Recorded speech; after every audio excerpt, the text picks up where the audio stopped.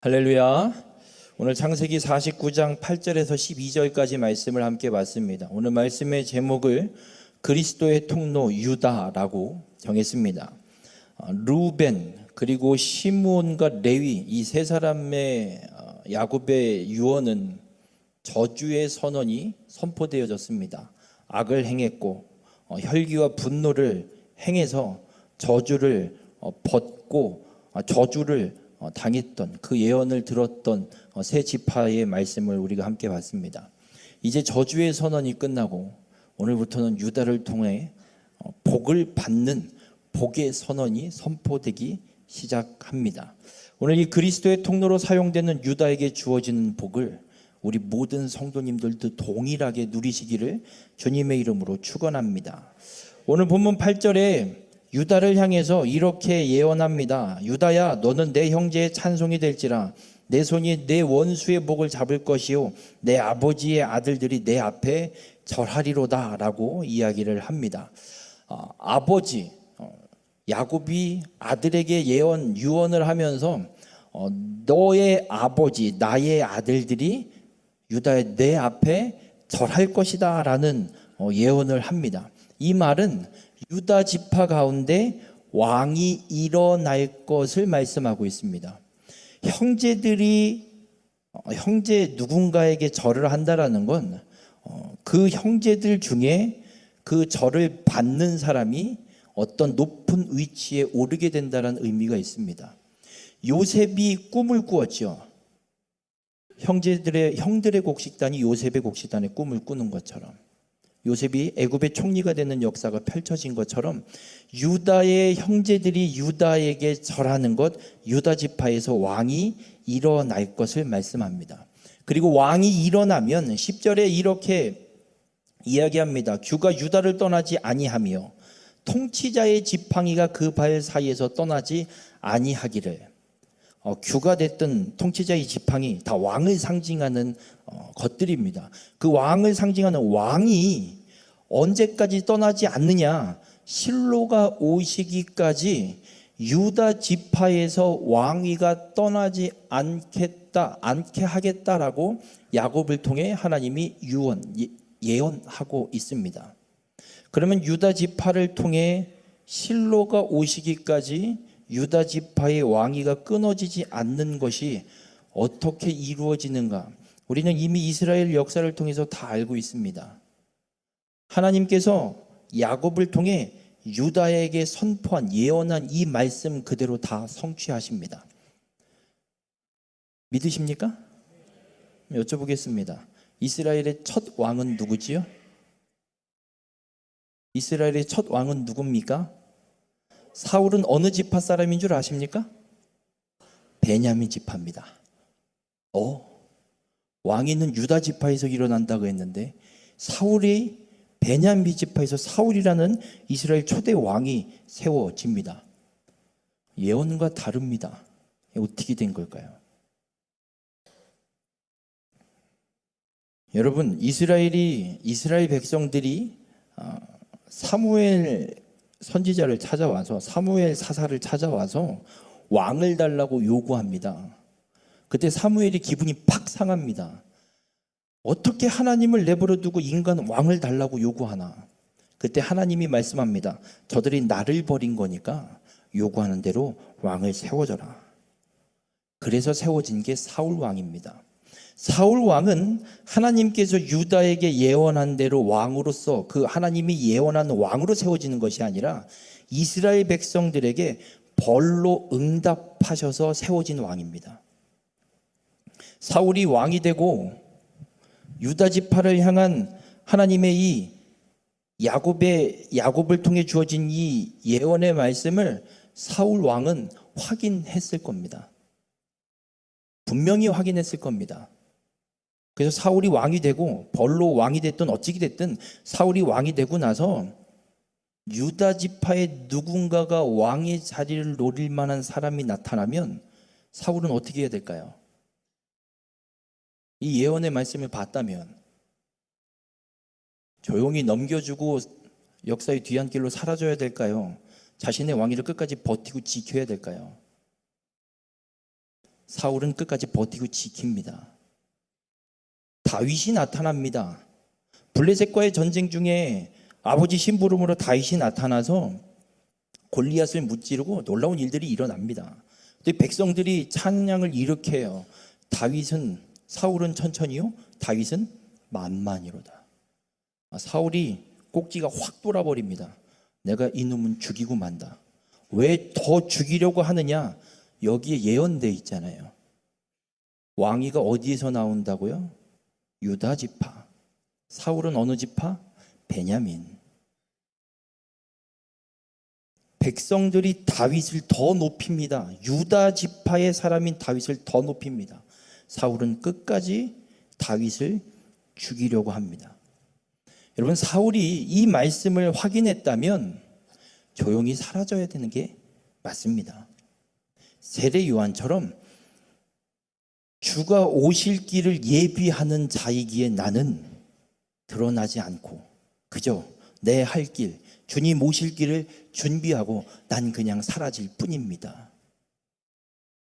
사울 왕도 그렇게 유다 지파의 왕이 세워지도록 준비해 놓고 조용히 사라졌다면 아마 칭송받는 왕의 한 명이 되었을 겁니다. 그러나 사울은 다윗을 죽이려고 합니다. 결국엔 사울도 블레셋과의 전쟁에서 처참하게 죽게 되고 다윗이 온 이스라엘의 왕이 됩니다. 그래서 다윗은 그 왕이 되고 나서 나라를 다스리는 모습을 보면 하나님의 말씀에 100% 순종한 사람입니다. 신명기 17장에 보면 이스라엘의 왕을 요구할 때 모세를 통해서 하나님 미리 말씀하셨습니다. 왕을 요구할 때, 이스라엘의 왕이 세워질 때 어떤 사람을 왕을 세워야 되고 그 왕은 어떻게 해야 되는지 분명하게 말씀합니다. 그 말씀대로 행했던 왕이 다윗이에요. 하지 말라는 거 다 안 합니다. 그렇게 순종했던 왕이 다윗입니다. 그리고 다윗 다음으로 세워진 왕이 솔로몬이에요. 솔로몬이 기브온 산당에서 1000번제를 드리고 하나님께서 뭘 원하냐? 지혜를 주세요. 그래서 지혜를 받았던 지혜의 왕으로 우리가 기억하지만 솔로몬은 신명기 17장에 이야기하는 왕으로서 하지 말아야 될 걸 다 한 사람입니다. 병거도 다 모으고요, 말도 모으고요, 여자 부인을 많이 두지 말라고 했는데 무지하게 많이 둡니다. 부인을 많이 두지 말란 이야기는 이방의 나라와 정략 결혼을 하지 말란 얘기예요. 근데 솔로몬은 이방의 나라의 딸들, 왕들의 딸들과 정략 결혼하면서 그 왕비들이 갖고 오는 우상들을 다 데리고 와서 산당을 지어서 다 만들어버리는 일들이 일어납니다. 그래서 솔로몬 이후에 나라가 쪼개집니다. 북이스라엘과 남유다로 쪼개지는데요. 유다는 어느 쪽에 있을까요? 북쪽에 있을까요? 남쪽에 있을까요? 남쪽에 있습니다. 남유다. 북이스라엘은 왕조가 계속 바뀝니다. 아들이 왕위를 계속 이어가지 못합니다. 잘 가야 한 2명, 3명, 2대, 3대 정도밖에 못 갑니다. 계속해서 집안이 바뀝니다. 북이스라엘은 그렇게 멸망해버립니다. 남유다는 솔로몬 이후로 계속해서 다윗의 후손들이 이어져 갑니다. 근데 위기가 몇 번 있었습니다. 그 중에 하나가 여호람이 남유다의 왕이 됐는데 결혼을 누구를 왕비로 드리냐면 북이스라엘의 아합 왕의 딸 아달랴를 부인으로 맞이합니다. 그리고 이 여호람이 죽고 나서 아들 아하시야가 왕을 이어봤는데 1년 다스리고 죽습니다. 그때 아달랴가 무슨 짓을 하냐? 북이스라엘 아합의 딸이에요. 유다 사람이 아니에요. 자기가 왕위에 오르면서 어떤 일을 하냐면 왕의 자손들 다 죽여버립니다. 유다 왕위를 이어갈 자손을 다 죽여버립니다. 그리고 자기가 왕이 됩니다. 그런데 이때 아하시야의 누이 여호세바가 요아스라는 왕의 후손 하나를 숨겨서 6년을 키웁니다. 그리고 7년 만에 다시 아달랴를 쳐내고 왕위를 찾아냅니다. 하나님께서 유다 지파의 왕위가 끊어질 뻔했던 위기를 지켜주신 겁니다. 또 한 번이 있습니다. 히스기야 왕 아시지요? 잘 아시지요? 이사야 선지자를 통해서 하나님이 죽을 거란 예언을 했습니다. 그리고 하나님 앞에 회개하면서 기도해서 생명 연장 15년을 받습니다. 히스기야의 아들이 누군 줄 아십니까? 므낫세. 히스기야가 죽고 므낫세가 왕이 될 때 므낫세의 나이가 몇 살인 줄 아십니까? 12살. 그럼 므낫세가 언제 태어났냐면 히스기야가 생명 연장 받은 후에 므낫세가 태어납니다. 히스기야가 이사야 선지자를 통해서 사망 선고를 받고 바로 죽었으면 그때는 아들이 없었습니다. 왕위가 이어질 수가 없는 상황이었습니다. 하나님께서 이사야 선지자를 통해서 히스기야를 기도하게 하시고 아들을 주셔서 또 그 왕위를 이어가게 하십니다. 하나님께서 야곱을 통해 유다 지파에 예언하신 이 말씀을 하나님은 신실하게 성취하셨습니다. 그래서 마태복음 1장 1절에 이렇게 말씀합니다. 아브라함과 다윗의 자손 예수 그리스도의 계보라. 하나님이 말씀하신 대로 야곱을 통해 유다 지파에게 약속 예언하신 대로 실로가 오기까지, 실로는 그리스도 메시아를 말씀하고 있습니다. 메시아가 이 땅에 오기까지 유다 지파에서 주가 떠나지 않고 통치자의 지팡이가 떠나지 않는 이 왕위의 계승을 하나님이 지켜주셔서 그 약속을 성취하셨습니다.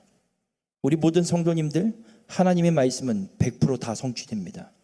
하나님의 이 구원의 계획은 무조건 하나님이 어떻게든 성취해 내십니다. 중요한 건 그 하나님의 계획 속에 쓰임받느냐 쓰임받지 못하느냐는 우리가 하나님 앞에 나오느냐 나오지 않느냐에 달려 있습니다. 우리 모든 성도님들이 하나님의 구원 계획이 성취되는 일에 온전히 쓰임받는 귀한 축복의 삶이 되시길 주님의 이름으로 축원합니다. 그러면 왜 실로가 오기까지 이 왕위를 하나님이 지켜주시고 그렇게까지 해서 실로를 이 땅에 왜 보내시는가? 실로라는 단어는 평화의 중재자, 화평하게 하는 자의 뜻이 있습니다. 다윗의 자손으로 오신 예수님은 이 땅의 모든 인간과 하나님 사이에 중재자로 오십니다. 성경은 이야기합니다. 인간과 하나님 사이에 중보자는 예수 그리스도밖에 없습니다. 그래서 이 중보라는 단어가 조금 잘 사용하셔야 됩니다. 인간이 중보할 수 없습니다. 그래서 어떤 학자들은 이렇게 이야기를 합니다. 인간이 누군가를, 다른 인간을 위해서 기도하는 거에 대해서는 도고라는 단어를 써야 되고, 예수님께서, 성령님께서 우리 인간을 위해 하나님 앞에 탄식하며 기도하는 이것만이 온전한, 정말 성경에서 이야기하는 중보 기도다라고 이야기를 하기도 합니다.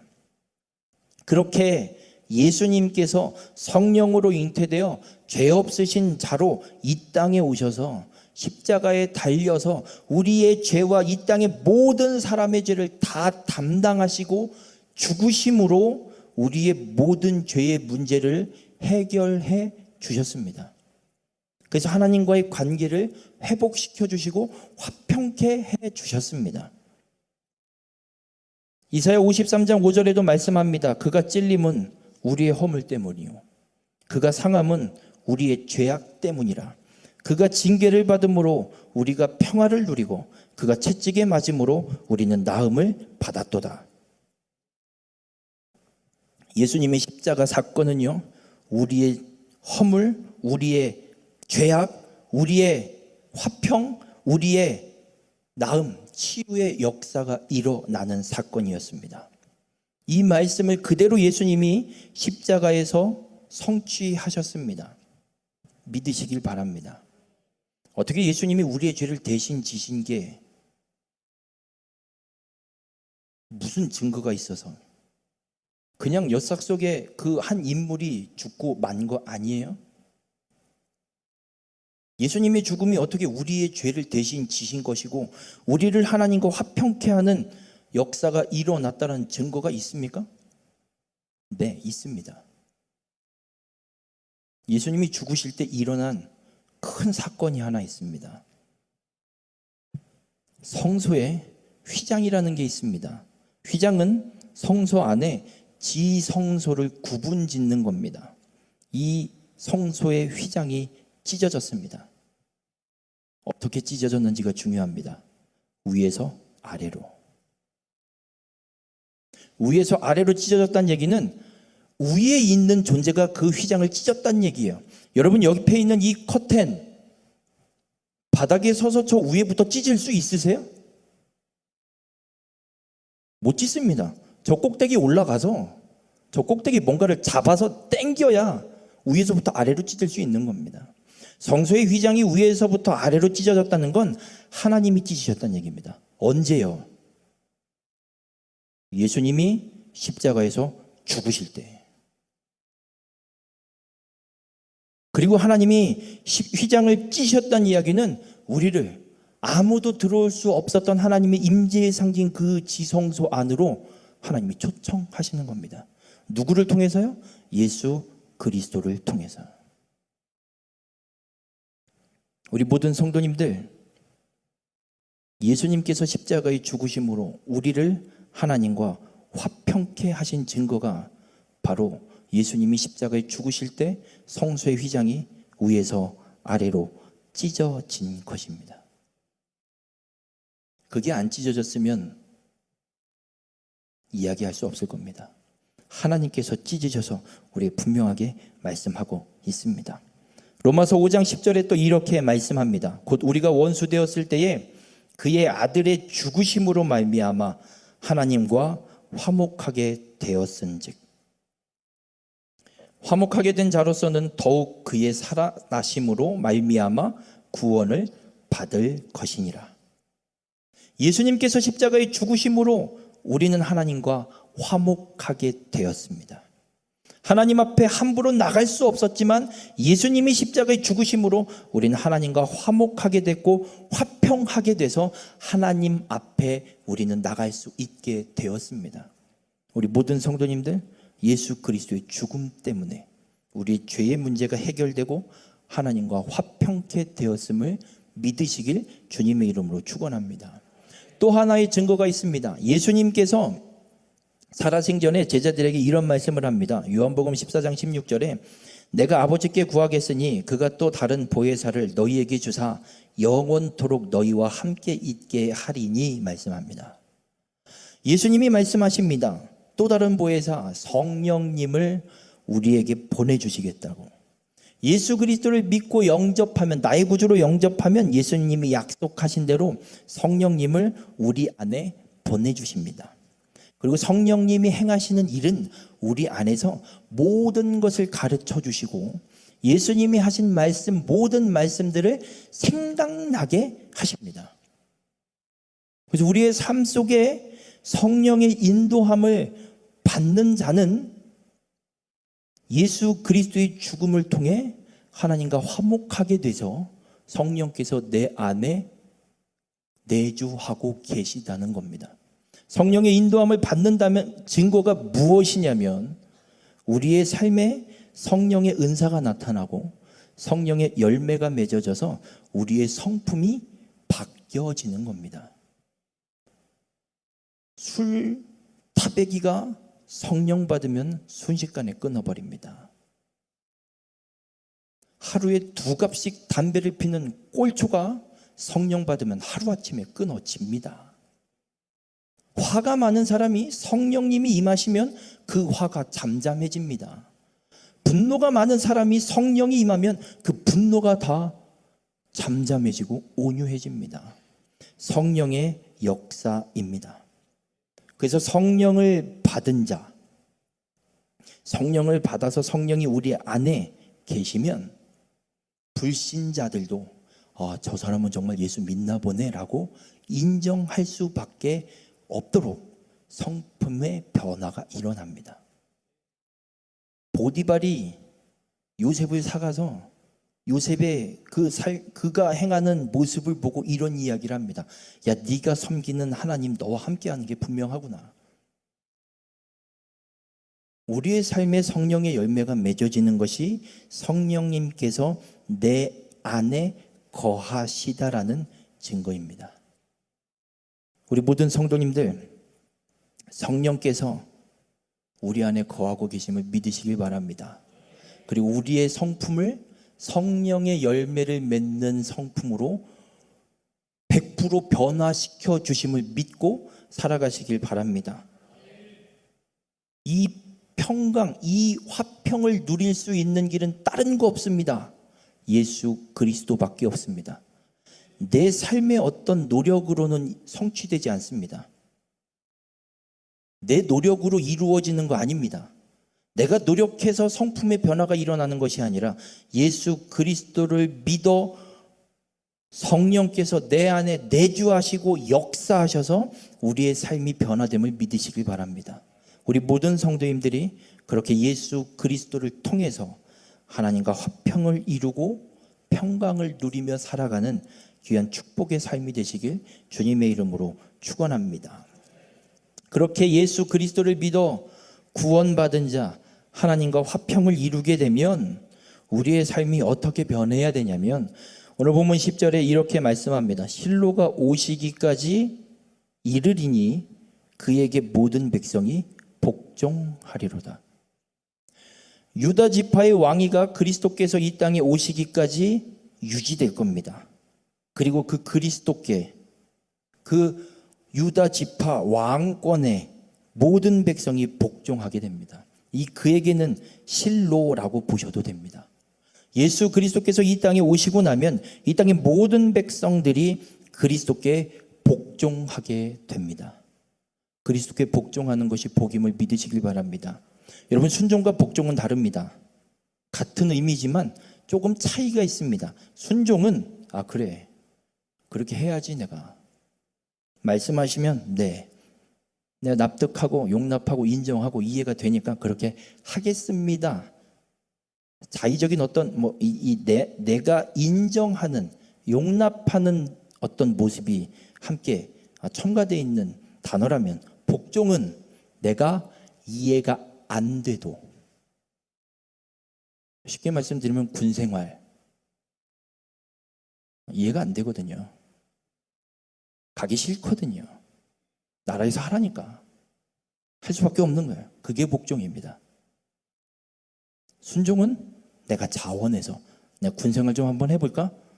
부사관을 지원하고 간부를 지원해서 가는, 순종과 복종의 차이가 분명히 있습니다.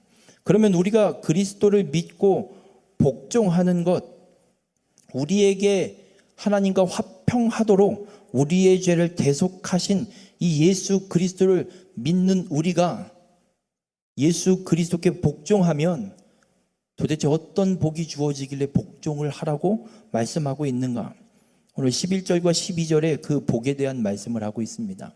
11절에 보면 이런 말씀이 있습니다. 그의 나귀를 포도나무에 매며 그의 암나귀 새끼를 아름다운 포도나무에 맬 것이며.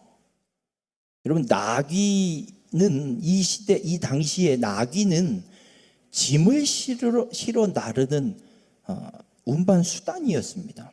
그러니까 나귀는 항상 짐을 지고 이동하고 있습니다.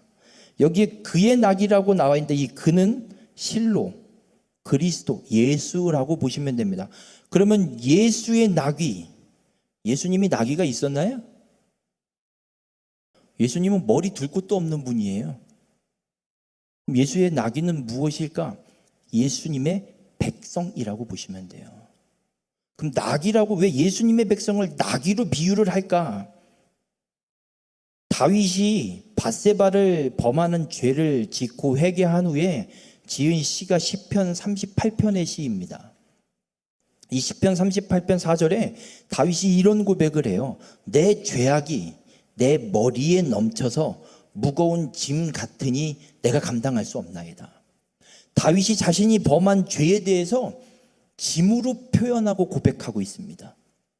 그럼 나귀가 짐을 지는 운반 수단이라면 예수님의 백성인 나귀는 짐을 지고 있다는 이야기는 죄의 짐을 지고 있다라는 이야기예요. 예수님의 백성들이 죄의 짐을 지고 있는데 이 나귀를 포도나무, 아름다운 포도나무에 맨다고 이야기합니다. 여러분, 나귀가 짐을 지고 있으면 나무에 매놓을까요? 풀어서 끌고 갈까요? 어려우세요? 나귀에 짐을 실었습니다. 풀어서 끌고 가야 됩니까? 나무에 매놔야 됩니까? 풀어서 끌고 가야죠.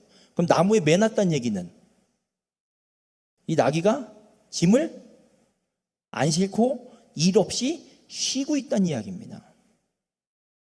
실로가 오시기까지 우리가 예수 그리스도의 말씀에 복종할 때 주어지는 복이 우리의 죄의 짐을 다 벗어놓게 하시고 쉼을 얻게 하신다는 말씀을 이 11절에서 우리에게 해주고 있습니다.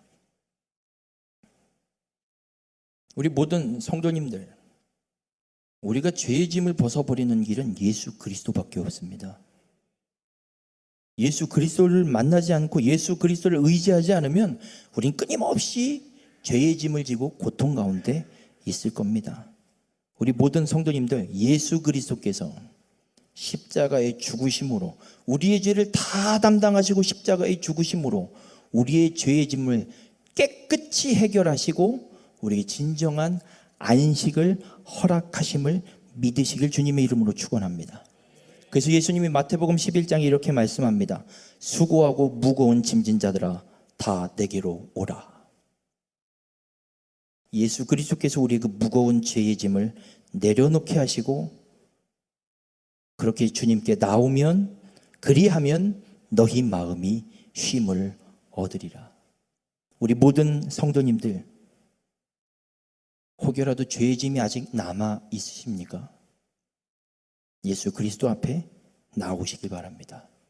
십자가의 그 대속의 은혜 아래 내려놓으시길 바랍니다. 그 대속의 은혜를 우리에게 베풀어 주시는 예수 그리스도를 의지하고 바라보시길 바랍니다. 예수 그리스도께서 우리에게 참된 안식을 허락하십니다. 우리 모든 성도님들의 삶이 예수 그리스도를 통해 참된 안식을 얻는 복을 누리는 축복의 삶이 되시길 주님의 이름으로 축원합니다. 또 보면 11절에서 또 이런 말씀을 합니다. 그 옷을 포도주에 빨며 그의 복장을 포도즙에 빨리로다. 여러분, 옷은 그 사람의 삶을 상징합니다. 군인은 무슨 옷을 입죠? 군복. 그럼 군복을 입고 있으면 그 사람은 군인이에요. 경찰 옷을 입고 있으면 그 사람은 경찰이에요. 교복을 입고 있으면요, 학생이에요. 여러분, 옷은 그 사람의 삶을 상징합니다. 그리고 포도즙, 혼인잔치에서 빠질 수 없는, 없으면 안 되는 게 포도주예요. 그래서 포도주는 기쁨을 또 상징하기도 합니다. 요한계시록 19장 8절에 보면 이런 말씀이 있습니다. 그에게 빛나고 깨끗한 세마포 옷을 입도록 허락하셨으니 이 세마포 옷은 성도의 옳은 행실이로다. 세마포 옷은 성도의 옳은 행실, 그들이 이 어린 양의 혼인잔치에 대한 말씀인데, 어린 양의 혼인잔치 들어오는 참여하는 자들은 세마포 옷을 입고 참여합니다. 그 세마포 옷이 그들이 행한 옳은 행실들, 그들의 삶의 모습을 이야기합니다. 그리고 혼인잔치에 참여한다는 얘기는 기쁨이에요, 슬픔이에요? 기쁨이에요. 천국에 들어가는 기쁨. 여러분, 예수 그리스도를 믿어 복종할 때 주님은 우리에게 이 한량없는, 무엇과도 비교할 수 없는 기쁨의 복을 허락하심을 믿으시길 바랍니다. 우리의 죄의 문제를 깨끗하게 해결해 주시고 우리가 예수 그리스도의 말씀대로 복종하는 삶을 살도록 하셔서 그 천국 잔치에 입고 들어갈 옳은 행실의 세마포 옷을 우리에게 입도록 허락하시고 결국에는 주의 나라에서 영원한 기쁨을, 그 희락을 우리가 누리도록 허락하신다고 말씀하고 있습니다. 우리 모든 성도님들, 주님의 말씀에 복종, 예수 그리스도께 복종하는 자가 돼서 영원한 기쁨의 복을 누리시길 바랍니다. 예수 그리스도를 믿음으로 주어지는 이 구원의 기쁨을 누리는 우리 모든 성도님들이 되시길 주님의 이름으로 축원합니다. 오늘 또 12절엔 이런 말씀을 합니다. 그의 눈은 포도주로 인하여 붉겠고 그의 이는 우유로 말미암아 희리로다. 이 포도주와 우유는 풍요를 상징합니다. 하나님께서 이스라엘 백성들에게 가나안 땅을 이야기하실 때 어떤 땅이라고 표현하시던가요? 젖과 꿀이 흐르는 땅. 그리고 정탐하고 돌아올 때 뭘 따오죠? 포도. 그 땅의 풍요를 나타내고 있는 거예요. 우리 모든 성도님들, 우리가 예수 그리스도를 믿어 주님의 말씀에 복종하는 삶을 살면 우리에게 풍요의 복이 주어짐을 믿으시길 바랍니다. 이건 단순히 물질적인 풍요만 말씀하는 게 아닙니다. 물질적인 풍요를 넘어 영적인 풍요도 누리게 될 것을 우리에게 말씀합니다. 요한복음 10장 10절에 이렇게 말씀합니다. 내가 온 것은 양으로 생명을 얻게 하고 더 풍성히 얻게 하려는 것이라. 예수님이 오신 이유, 생명을 얻는 것, 이것만이 아니라 생명을 그냥 얻네 이걸로 끝내는 게 아니라 더 풍성히 얻게 하려고, 우리에게 영적인 풍요, 영생의 풍요를 누리도록 얻게 하도록 예수님께서 이 땅에 오셨다고 분명하게 말씀합니다. 이 풍요의 복을 누리시는 우리 모든 성도님들이 되실 주님의 이름으로 축원합니다. 그리고 이 눈과 이를 보는 것, 건강 상태를 체크하는 방법 중에 하나이기도 합니다. 눈이 충혈되거나 혹은 눈에 이상 증상이 나타나면 어디가 좀 안 좋은 모습, 어디가 안 좋아서 보이는 경우도 있습니다. 그래서 이 눈을 확인한다라는 건, 그리고 이를 확인한다라는 건 이 사람의 건강 상태를 확인한다라는 겁니다. 우리 모든 성도님들, 예수 그리스도를 믿어 복종하는 자에게 영적인 풍요와 물질적인 풍요의 복을 하나님이 주시고, 동시에 그 풍요만이 아니라 강건함의 복도 우리에게 허락하심을 믿으시길 주님의 이름으로 축원합니다. 이사야 53장 5절에서 분명히 말씀하셨습니다. 그가 채찍에 맞음으로 우리가 나음을 입었도다. 예수 그리스도를 믿어 복종하는 자에게 건강의 복도 주시고 우리의 영의 강건한 복도 허락하심을 믿으시길 바랍니다. 우리 예수 그리스도를 믿기 전에 세상 풍조를 따르던 사망을 향해 치닫던 존재였습니다. 그런데 예수 그리스도를 믿어 영이 살아나고 세상을 따르는 것이 아니라 성령을 따르게 되고 예수 그리스도를 통해 풍성한 생명을 얻게 되었습니다. 그래서 더 이상 사단의 지배를 받는 것이 아니라 하나님의 지배, 성령의 지배, 성령의 다스림을 받게 되어서 우리의 생각과 정신이 건강하게 됨을 믿으시길 바랍니다. 우울증이 너무 많아졌죠. 묻지마 폭력. 왜 아무 생각 없이 그냥 정신적인 문제가 분명히 있는 겁니다. 이유는 이 모든 문제를 해결하는 길은 오직 하나밖에 없습니다. 예수 그리스도의 피밖에 없습니다. 이들이 사단의 지배를 받고 있기 때문에 우울증이 오고 묻지마 폭력을 행동하고 내 욕심대로 그냥 막 저질러버리는 사건 사고들이 그렇게 터지게 되는 겁니다. 여러분, 마귀는 우리에게 생각으로 역사합니다.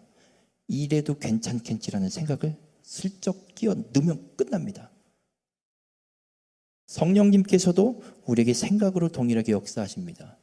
우리의 생각을 사로잡으시고 우리의 심령의 중심에 거하시면서 모든 걸 가르치시고 주의 말씀을 생각나게 하시고 예수 그리스도의 말씀에 복종하는 삶을 살도록 성령님께서 우리 안에 생각을 더 넣어주십니다.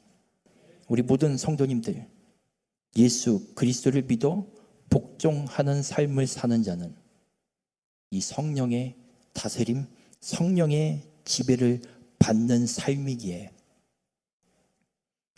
영, 육, 혼이 강건함을 입고 살아가는 복을 누리게 됨을 믿으시길 바랍니다.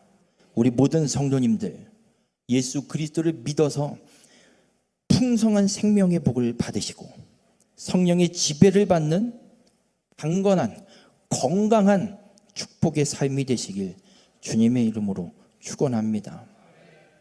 유다 지파를 통해 주님은 우리에게 이 복을 주십니다. 우리 모든 성도님들의 삶이 이 복을 온전히 누리며 살아가시길 주님의 이름으로 축원합니다.